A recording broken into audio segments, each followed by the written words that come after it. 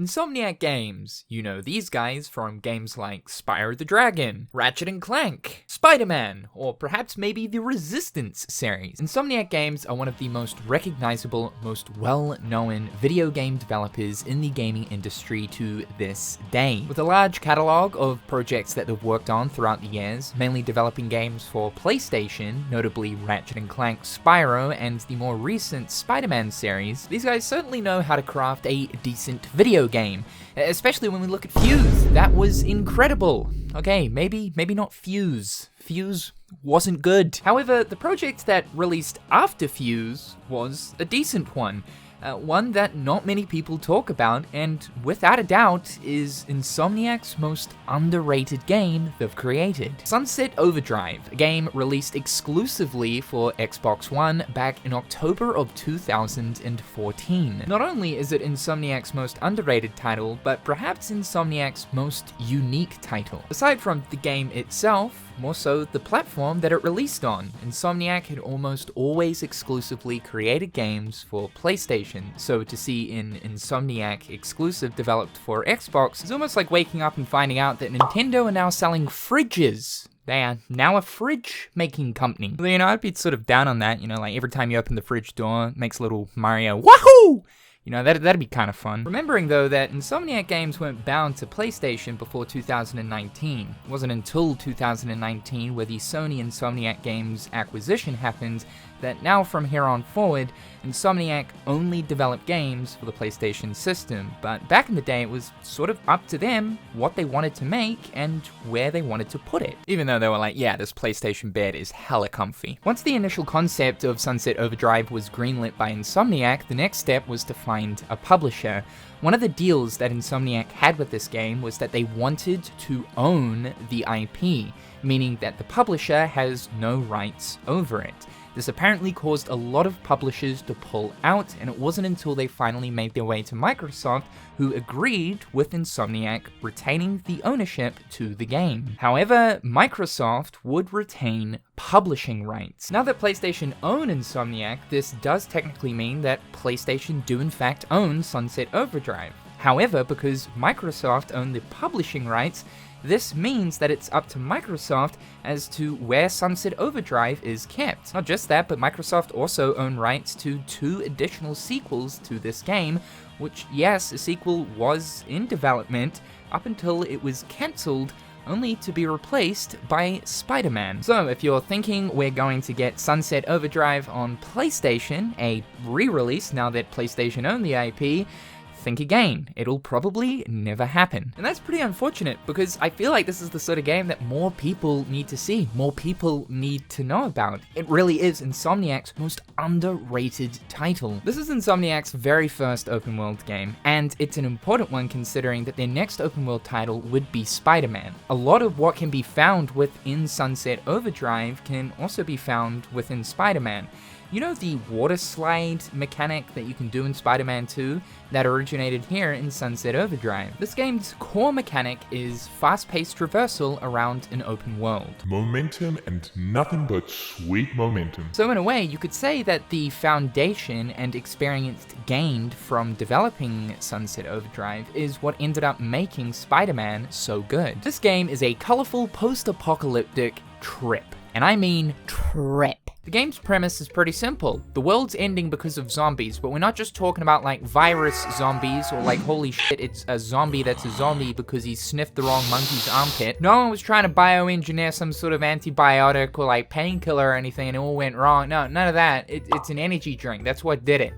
Yeah, they're energy drink zombies. What? A company known as Fizco decided to create a brand new energy drink known as Overcharge. Because Fizco are a blood-sucking, money-fiending corporation, they decided to skip over any actual testing of the product. There were no health regulation protocols put in place to get the product into the market quicker to make as much green paper cha-ching as humanly possible, as fast as possible. The result of this?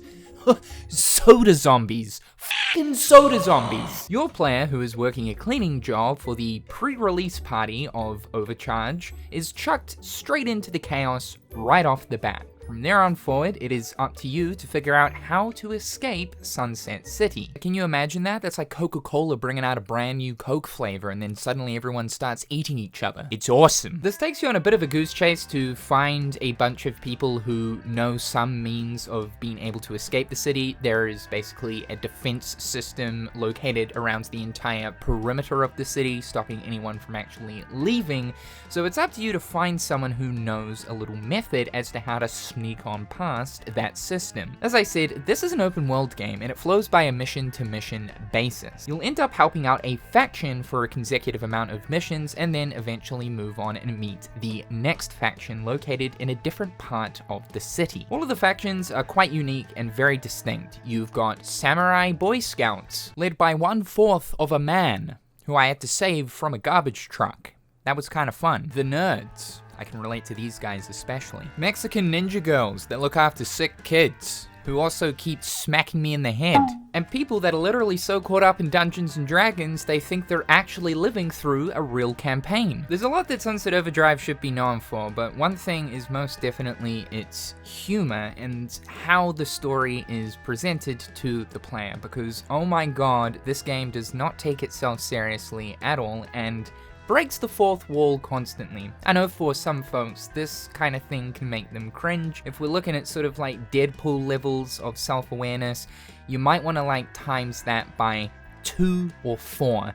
It's pretty often and quite frequent. The player character, or other characters for that matter, will just completely shatter the fourth wall. It's a known thing that these guys are actually in a video game. We got this one moment here where the character Forkham is sort of confused as to how another character is making contact with him if they're not actually talking via a cell phone or some kind of communication device. Come back to our base, I might be able to figure out a way to track it down. Okay, cool. I'm on my way. Wait, how do we communicate with Sam when neither of us is holding a phone? You know, technology. Technology.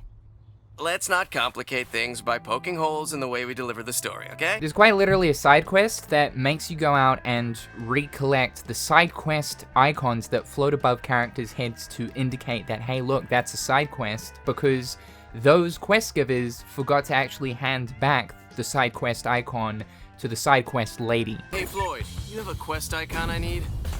Oh yeah! I was gonna see if I could make an amp out of it. Well, I already have a quest to get it. But what if I use it to start a quest for you to give it back to me? The game will fucking crash. Oh, better come get it then. It's the sort of game where you're either going to love or hate its humor. If you're not into that self-awareness type of thing, then you're not going to have a good time here. But this is a game that absolutely does not try to take itself seriously. And I think honestly most people will be laughing their ass off from start to finish with the absolute ridiculousness that Insomniac Games pulls with Sunset Overdrive. The Ratchet Clank games in its earlier years were known for its really humorous, strange moments of storytelling. Insomniac were kind of loose with the series back then, and Sunset Overdrive is like that, but on a complete acid trip. I have to clean up shit to get some shit on Fizco. Visually, this game is gorgeous. Even by modern day standards, Sunset Overdrive still to this day holds up incredibly well due to its art style, looking sort of similar to something like Fortnite. This isn't surprising coming from Insomniac though, because they are known for their visual expertise when it comes to using particular art styles to make their games look good. Ratchet Clank Rift Apart is insanely nice to look at. I want to lick it. I actually purchased the Sunset Overdrive Xbox One bundle back in 2014. Xbox One was actually my first step into that generation of console. Surprisingly, it wasn't PS4. And seeing these kinds of visuals coming from the Xbox 360, PlayStation 3 era made me Finna ultra nut. This game is drenched in style though, and I would go as far as to say it's probably Insomniac's most stylistic game they've created so far. The cartoony-ish art style along with a punk rock and roll type aesthetic, with even a little bit of comic book flair intertwined. With some enemies that you kill, they'll actually explode into a comic book caption, or some weapons when you fire them, within the actual smoke effect or explosion will have a comic caption. The fast travel system's also great too. Your character gets drunk and wakes up in new locations. Don't know.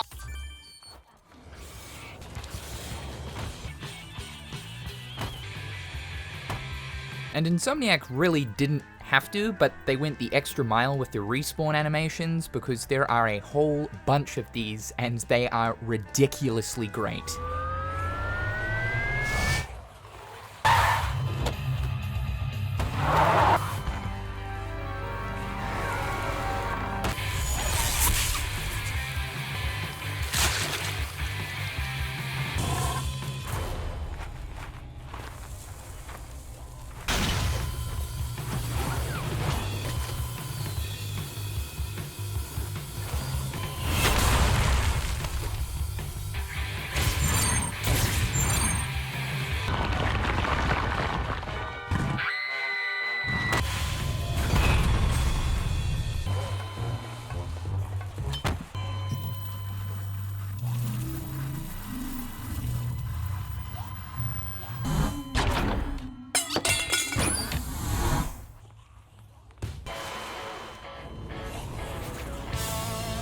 The game's main drawing factor, though, is its traversal, how you actually navigate this open world, because I honestly have to say, this is probably one of the best traversal systems in an open world game literally ever. The entire game is built around fast-paced momentum. It's almost as if Insomniac thought to themselves, what if we developed a game that focuses entirely on the Ratchet & Clank grinding system? Yeah, it's basically Sunset Overdrive. They have mentioned that this game was inspired by the likes of Prince of Persia, Jet Set Radio, and even Tony Hawk's Pro Skater. And yeah, all of those kind of fit the bill here, but I think a lot of Ratchet & Clank's DNA is also infused into this too. You can look at this game's open world as, yeah, this is pretty much one big parkour skate park. You can literally run on any wall, grind on any power line, rail, or side of a building, jump on a car, trash can, umbrella, basically anything that looks like it might be used as a trampoline. It makes absolutely zero sense how the player character can do this kind of shit, but like the player character can do this kind of shit, and it is so much fun. Possibly the most fun I've had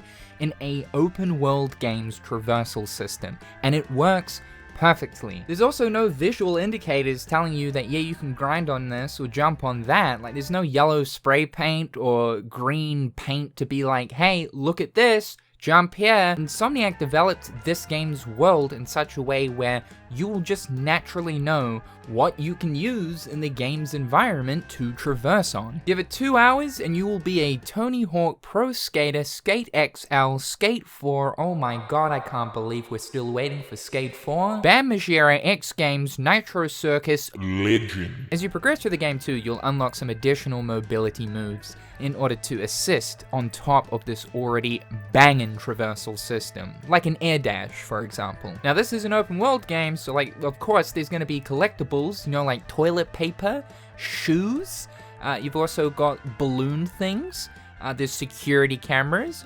Them security cameras. Don't invade my privacy. Trying to take a piss here. Now there's a lot of these things, about 150. This is the classic cliche open world task thing. Collect stuff. You know, what happened to the good old times of like platformer collectathons where it was actually fun to collect things, like you want to collect things. Now it's just like, alright, open world checklist. I feel like I'm going down to the supermarket and doing my weekly shop. Oh, yeah, can tick cabbage off the list. Oh, yeah, there goes the salmon fillets. Tick that off. Oh, they're out of bread. However, because the game's core system is the traversal in itself, it's actually incredibly fun to collect all of these collectibles, and they're actually useful too. They are used as a form of currency that can be spent to purchase upgrades. And don't worry, there are a lot of collectibles in this game, but you can actually purchase the locations to show on the map as to where all of these are in certain different districts around the environment. Now we gotta talk about the game's combat, because intertwined into the traversal is the combat. And the game actually actively encourages you to keep moving, keep that momentum at an all-time high while you're killing fizz zombies. Now Insomniac Games are famous, renowned for their incredibly creative weapons, whether it be from the long-running Ratchet & Clank series or of course even Resistance. And it is no different here with Sunset Overdrive. That classic Ratchet & Clank creativity is back. In fact, what's what's funny is when I'm just walking on the ground, which by the way, I don't recommend, don't do that. The game wants you to keep moving. Keep grinding, baby. Keep jumping, baby. Keep slamming, baby. But there's like a strafe system, just as Ratchet and Clank has always had a strafe system, and like when you're just kind of doing that, it really does feel like you're almost playing a Ratchet and Clank game. It's kind of strange. The weapons are great, like the shotgun is a dick. It's a dick. It's called the Flaming Compensator. Insomniac are very well known for their sexual innuendos. Just look at some of the titles of the Ratchet and Clank games. Bowling Ball Launcher allows you to launch a bowling ball. Fully automatic firework launcher. Oh, hell yeah. TNT Teddy. It is what it says it is. It is TNT strapped to a teddy bear. This thing f***s John Travolta's hairspray bomb. AKFU. And AKF off. The weapon lineup though is fantastic. It's that classic Insomniac creativity coming through. And just like Ratchet and Clank, you got the weapon wheel so you can equip a multitude of different weapons, switch in and out on the fly. There's also a weapon leveling system too. Just like Ratchet and Clank, the more you use a weapon, it will gain XP and level up, increasing its damage. The combo and style meter is also important, tied into the combat system as well as the traversal system. The more stuff you're doing without taking damage, or in regards to traversal, keeping on without landing on the ground, this style meter will increase. This thing is important and is what is going to encourage you to keep that ass moving. Because if your style meter is all the way up, then your player will activate their amps. Amps are these unique abilities that you can equip onto your character. There's a whole bunch of them. You can either purchase them or via completing missions. They only activate once your style meter hits a certain point. Weapons can also be equipped with amps. Think of these as weapon mods. Do you want your shotgun to freeze enemies, or perhaps maybe shoot missiles out of a dead enemy? Well, you can do that. More character progression comes in the form of overcharges. As you're doing literally anything, you will gain overcharge badges. So for wall running, there is the wall running badges that you can spend on a wall run type upgrade, or if you just kill OD, which are the zombies, then you'll get OD killing badges. All of these different badges that you acquire from doing various different things from just simply playing the game can be spent on different things like doing more damage to the zombies. You receive less damage from the zombies, increased damage for single shot weapons. There's a lot you can do when it comes to the character progression and getting stronger. I should mention the music of this game too, because it's pretty integral to that of the overall gameplay, being that the traversal system is all based around speed and momentum. The music of this game goes hand in hand with that. The music is rock, punk rock, garage rock, with a little bit of EDM mixed in. There's quite a few different licensed tracks from actual rock artists, along with a lot of original tracks developed for the game by rock artists too. Sunset Overdrive uses a dynamic music system though, like quite a lot of games nowadays, but this one's really cool where the further your style meter grows, the more intense and frantic the music becomes. Again, this goes hand in hand with the speed of the game, moving around, shooting, seeing explosions, with this kind of punk rock blaring and going even more hardcore, the better you're performing. It is awesome. Customization is also really cool too. Insomniac give you quite a bit of freedom to fully customize the character, more so in the clothing department, not so physically speaking, but there's a bunch of different clothing items that you can purchase or acquire by completing missions. The Vans brand, for some reason, is in this game. I don't know why, but they managed to strike up a deal with Vans, so hey, that's kind of cool. If you want the classic OG Vans slides or the classic OG kicks, you can wear them. Insomniac's intention here was that because societal standards and norms have pretty much disappeared due to it,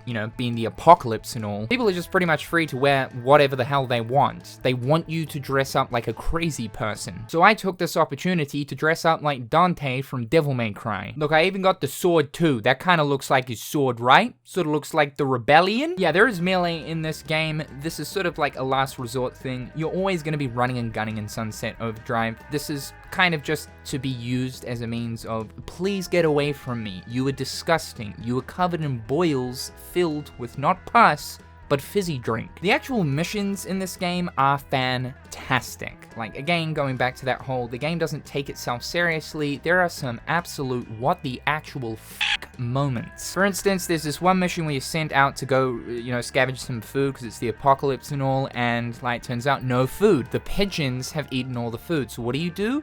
Well, okay, there's pigeons up in the sky. Let's kill them. Let's roast the pigeons. Let's kill 500 pigeons.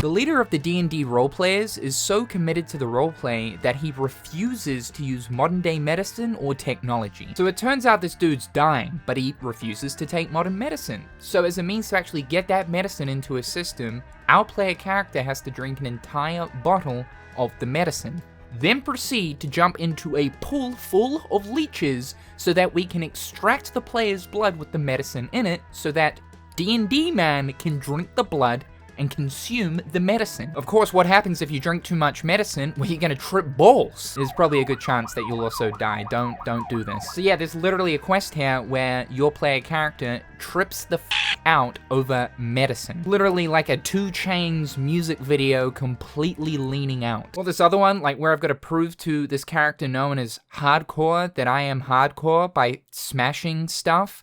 And every single time you smash something, he says hardcore. Hardcore.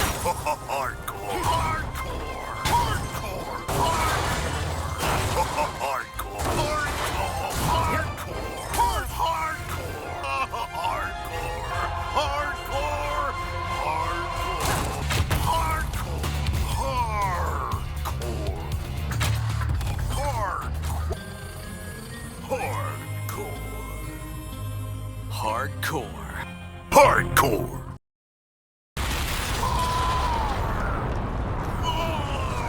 I'm trying to impress the leader of the Mexican Ninja Girl squad, and the kid in the hospital that the squad is looking after basically just tells me to get cancer. Get cancer. Okay, yeah. Alright. Well, this one here, where a robot is just verbally abusing me the entire time. Killed me, asshole! What did you do with my body? Keep your hands off me! I'm being molested over here! Who the fuck is accessing my memory? It's not you, asshole, is it? I'm gonna blow myself up! And I'm taking you with me, asshole! This game is hilarious from start to finish. Admittedly, some of the things can be a little bit like, ooh, that's a little bit cringe. There's also a bunch of challenges scattered all throughout the city. These range from traversal challenges to point challenges, base defense challenges, straight up soda sucker annihilation challenges. The game really is packed full of content, and quite literally everything does revolve around that traversal system, which is a joy. So what are you doing? Why are you still listening to me be like, yo, game good, I like game? Nowadays, Sunset Overdrive is incredibly cheap, whether you're playing on Xbox or on Steam. I highly suggest that if you are looking for something different to play, please do give this a try. It is 100% worth your time.